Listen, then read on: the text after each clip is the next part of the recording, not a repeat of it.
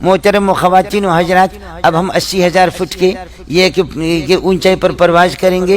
آؤ اپنے سفر کی ابتدا اللہ پاک کے کلام سے کرتے ہیں۔ سبحان الذی سخر لنا ھذا وما كنا له مقرنین وانا الى ربنا لمنقلبون۔ اگرچہ میں حالت حیض میں ہوں، وانا الى ربنا لمنقلبون۔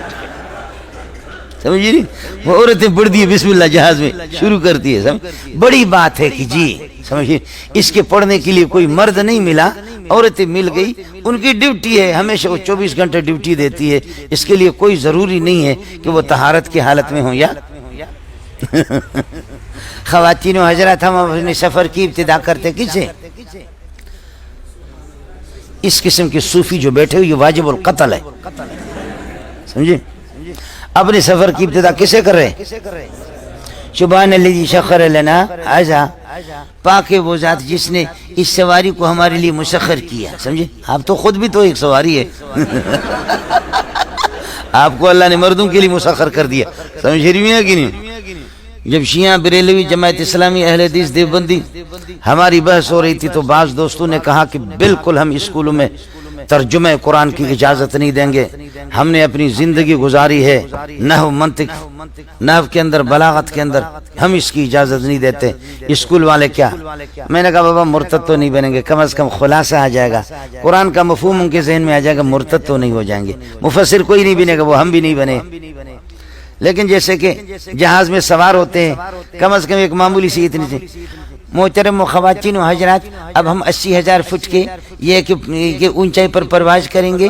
آؤ اپنے سفر کی ابتدا اللہ پاک کے کلام سے کرتے ہیں۔ سبحان الذی سخر لنا ھذا وما كنا له مقرنین وانا الى ربنا لمنقلبون۔ اگرچہ میں حالت حیض میں ہوں، وانا الى ربنا لمنقلبون۔ سمجھے نہیں؟ وہ عورتیں پڑھتی ہے بسم اللہ جہاز میں شروع کرتی ہے۔ بڑی بات ہے کہ جی سمجھے اس کے پڑھنے کے لیے کوئی مرد نہیں ملا، عورتیں مل گئی، ان کی ڈیوٹی ہے، ہمیشہ وہ 24 گھنٹے ڈیوٹی دیتی ہے۔ اس کے لیے کوئی ضروری نہیں ہے کہ وہ طہارت کی حالت میں ہوں۔ یا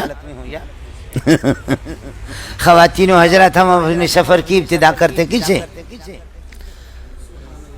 اس قسم کے صوفی جو بیٹھے ہوئے یہ واجب القتل ہے، سمجھے؟ اپنے سفر کی ابتدا کسے کر رہے ہیں؟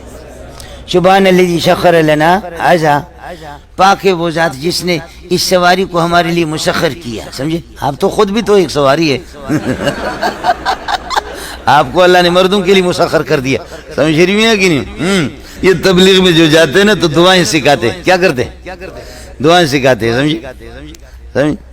اللہم انی اعوذ بک من الخبث والخبائث، بابا قضاء حاجت کے لیے تو جاؤ اللہم انی اعوذ بک من الخبث، اور بیوی کے پاس جاؤ اللہم جنبنی من الشیطان وجنب الشیطان منا فیما رزقتنا، یہ دعا۔ سمجھے؟ اب وہ تبلیغ والا اور سواری کی دعا ہے سبحان الذی سخر لنا ھذا وما كنا له مقرنین، تو ان کی پشین والا۔ سمجھے؟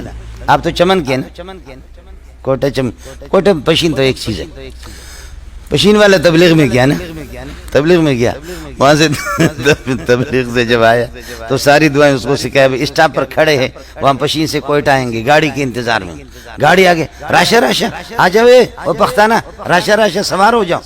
وہ ایسے کر رہا ہے، اس کے ذہن سے دعا نکل گئی کہ سواری کی دعا کون سی ہے، اس کا سوار ہو جاؤ۔ تبلیغی سوچ رہا ہے کہ کون سی دعا ہے، وہ کہتے راشا گاڑی تیار ہے سوار ہو جاؤ، وہ اس طرح کر رہا ہے۔ آیا سمجھ؟ وہ اس طریقے پر کر رہا ہے۔ آخر کار کیا ہوا؟ آخر کار پھر بھی دعا اس کے ذہن میں نہیں آئی تو وہ دروازے کو پکڑ کر کے سوار ہو گیا، کہتے اللہم انی اعوذ بک من الخبث والخبائث۔ پھر بھی اس کے ذہن میں وہ آیا نہیں، اللہم انی اعوذ بک من الخبث، شکر، چلو بیٹھ گیا۔ سمجھ رہی ہیں؟ آپ کو مسئلہ سمجھ آیا؟ ملنگو